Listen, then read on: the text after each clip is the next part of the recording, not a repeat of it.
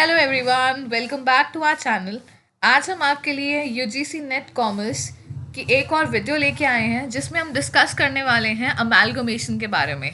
ये topic unit number 2 accounting and auditing के अंदर आता है। तो बेसिकली आज पढ़ते हैं कि अमेलगमेशन होता क्या है। What do you mean by the term amalgamation? चलिए आइए देखते हैं। Amalgamation refers to combination of two or more companies into a single entity। देखिए मैं बताती हूँ कि मान लीजिए दो कंपनी है, एक है एक्स लिमिटेड, दूसरी है वाई लिमिटेड।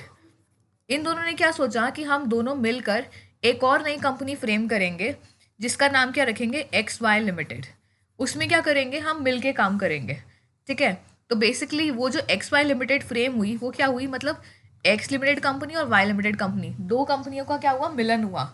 उससे क्या हुई, एक तीसरी कंपनी फॉर्म हुई जो वो कहने लगे कि हम लोग क्या करेंगे, मिल के वो काम करेंगे, उस पर्टिकुलर कंपनी को मिल के चलाएंगे। So this is amalgamation when two companies or more than two companies combine together, join together and form a new company, a single entity। ठीक है। तो ये जो एक्स वाई लिमिटेड थी, इसमें क्या हुआ, एक्स लिमिटेड और वाई लिमिटेड सबकी क्या हुई, ओनरशिप कंबाइन हुई, मैनेजमेंट कंबाइन हुआ, एक्सपर्टीज कंबाइन हुई, एसेट्स लायबिलिटीज सब कंबाइन हो चुके हैं और मिलके वो लोग काम करेंगे। ठीक है। एक और डेफिनेशन पढ़ते हैं इसके। when two or more companies doing similar business go into liquidation and a new company is formed to take over its business is known as amalgamation। जब दो या दो से ज़्यादा कंपनी सिमिलर बिजनेस में हो, मतलब उनके जो बिजनेस हो काफ़ी रिलेटेड हो, तो क्या करते हैं, लिक्विडेट होते हैं। लिक्विडेट होने के बाद एक नई कंपनी फॉर्म होती है और वो क्या करते हैं, मिल के अपने बिजनेस को आगे चलाते हैं। तो इसको क्या कहा जाता है, amalgamation. This is generally done to achieve various strategic goals such as. इसका मेन पर्पस क्या होता है, अगर कभी आपसे पूछा जाए कि मेन पर्पस क्या होता है कि आप अमेलगमेशन कर रहे हैं, ग्रोथ एस्पेक्ट होता है। सबसे इंपॉर्टेंट क्या है, ग्रोथ। ये किस लिए कही जाती है, ग्रोथ के लिए, कि आपका बिजनेस बढ़ जाए, आपकी मार्केट क्या हो जाए, एक्सपैंड हो जाए, आपकी सेल्स एक्सपैंड हो जाए, प्रॉफिट बढ़ जाए। ठीक है। इन सब चीज़ों के लिए, एक्सपेंशन के लिए, आपकी जो एफिशिएंसी है बिजनेस की वो इन्हांस हो जाए, इंक्रीज़ हो जाए। तो बेसिकली ये चीज़ है, मार्केट शेयर इंप्रूव हो जाए, एफिशिएंसी इंक्रीज़ हो जाए। तो ये होते हैं बेसिकली आपकी क्या वजह, पर्पस कि आप अमेलगमेशन करते क्यों हैं। बेसिकली दो तरह का अमेलगमेशन होता है, एक होता है मर्जर के थ्रू, एक होता है परचेज के थ्रू। तो क्या होता है ये थोड़ा सा पढ़ लेते हैं। Amalgamation in the nature of merger, ये आपने अकाउंटिंग में अकाउंटिंग स्टैंडर्ड 14 अगर पढ़ा होगा, जिसको हम क्या कहते हैं, AS 14, उसमें अमेलगमेशन के मेथड्स गिवन है कि दो तरीके के मेथड होते हैं अमेलगमेशन करने के। एक होता है मर्जर मेथड, दूसरा होता है परचेज मेथड। तो मर्जर मेथड कहता क्या है उसके बारे में थोड़ा सा पढ़ते हैं। An amalgamation in the nature of merger should be considered when all the 5 conditions are satisfied।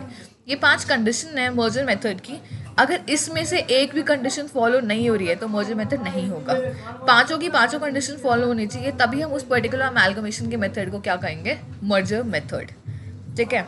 चलिए पढ़ते हैं। First, all the assets and liabilities of transferor company after amalgamation become the assets and liabilities of transferee company।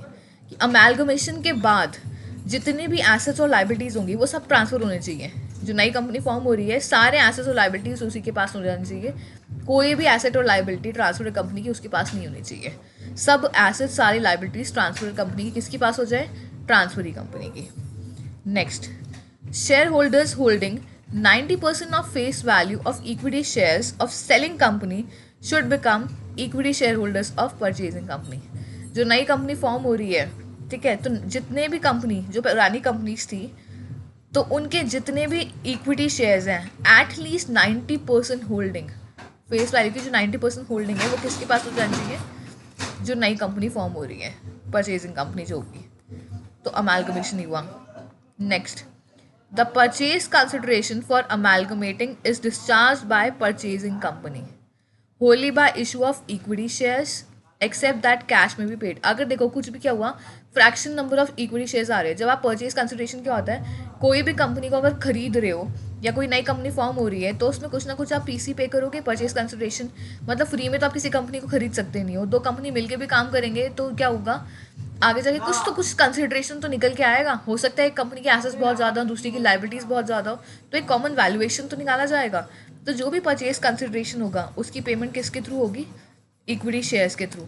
अगर कोई भी fraction shares आते हैं तो उसकी पेमेंट आप किसके थ्रू करोगे? कैश के through. The business of transfer company is intended to be carried on after amalgamation by transfer company. जो ट्रांसफर कंपनी होगी उसका जो बिजनेस होगा वो कौन कैरी करेगा अमेलगमेशन के बाद? Transfer company. ऐसा नहीं है कि अमेलगमेट होगी पुरानी कंपनी चलाई जा रही है, नहीं, जो नई कंपनी फॉर्म हुई उसके पास पूरे के पूरे राइट्स चले जाएंगे। No adjustment is intended to be made in the books value of assets and liabilities of selling company when they are incorporated in the books of purchasing company। Purchasing company के books में जब assets and liabilities का valuation होगा तो कोई भी adjustment नहीं होगी। किसमें? जब भी हम देखो, हर कंपनी अपने एसेट्स एंड लाइबिलिटीज़ के लिए कुछ फाइनेंशियल स्टेटमेंट्स मेंटेन करके रखती है। फाइनेंशियल स्टेटमेंट में सारे एसेट्स एंड लाइबिलिटीज़ मेंटेन होते हैं, लिखे जाते हैं वैल्यूएशन में। तो क्या होगा, जो पुरानी कंपनी होगी उसने भी अपने फाइनेंशियल स्टेटमेंट बनाए होंगे, नई कंपनी ने भी अपने फाइनेंशियल स्टेटमेंट बनाएंगे। तो ये क्या कह रहे हैं? No adjustment is intended to be made in the book value of assets and liabilities of selling company. तो उसमें सेलिंग कंपनी की एसेट्स लाइबिलिटीज में कोई भी वैल्यूएशन नहीं आना चाहिए जब वो इनकॉर्पोरेट हो रही है किसमें? परचेजिंग कंपनी में। They will carry out their own valuation. तो दिस इज़ वेरी इंपॉर्टेंट। अगर ये पाँचों के पाँचों फॉलो हो रहे हैं तो दैट मीन्स मेथड कौन सा है? Merger method. नहीं हो रहा है तो it will be a purchase method. Purchase method के बारे में भी अब पढ़ लेते हैं, क्या कह रहा है purchase method. Amalgamation in the nature of purchase if any one or more conditions specified for merger are not satisfied। कोई एक भी कंडीशन या एक से ज़्यादा कंडीशन भी अमेलगमेशन की जो मर्जर मेथड में है वो फॉलो नहीं हो रही तो हम क्या मान के चलेंगे? वो क्या हुआ? Amalgamation in nature of purchase. Purchase method हो गया वो। In an amalgamation in the nature of purchase the acquiring company buys the net assets of acquired company। acquiring company क्या buy कर रही है? net assets किसकी? acquired company की, which typically results in the recognition of goodwill if or sometimes a bargain purchase gain if the purchase price exceeds the fair value of acquired company's net assets। देखो हर एक में क्या होता है, एक method होता है चीज़ों को कैलकुलेट करने के लिए। अभी हमने क्या पढ़ा था? Merger method. मर्जर मेथड ने आपको क्या बताई? देखिए ये कुछ 5 कंडीशंस बताई थी, ये 5 कंडीशंस फॉलो करनी पड़ेंगी।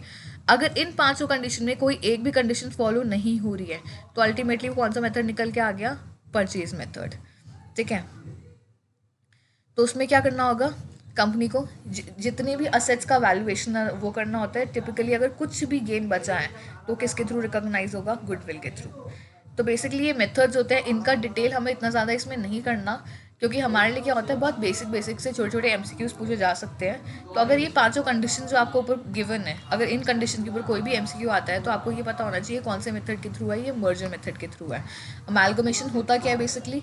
अभी हमने पढ़ा, जब भी कंबाइन होती हैं 2 या 2 से ज़्यादा कंपनी और एक सिंगल एंटिटी फॉर्म होती है तो उसको क्या कहा जाता है? अमेलगमेशन। इसकी वजह से होता क्या है? इसके एडवांटेजेस क्या हैं? आपकी एफिशिएंसी बढ़ती है, ग्रोथ हो जाती है, एक्सपेंशन हो जाता है, सेल्स बढ़ जाएंगे, प्रॉफिट बढ़ जाएंगे आपके कंपनी के। तो ये चीज़ें क्या होगी? एडवांटेजेस होगी।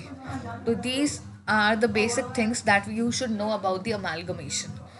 तो आज के लिए इतना ही, मिलते हैं नेक्स्ट लेक्चर में। अगर अभी तक आपने हमारा चैनल सब्सक्राइब नहीं किया है तो हमारे चैनल को सब्सक्राइब कर लीजिए, बेल आइकन प्रेस कर लीजिए।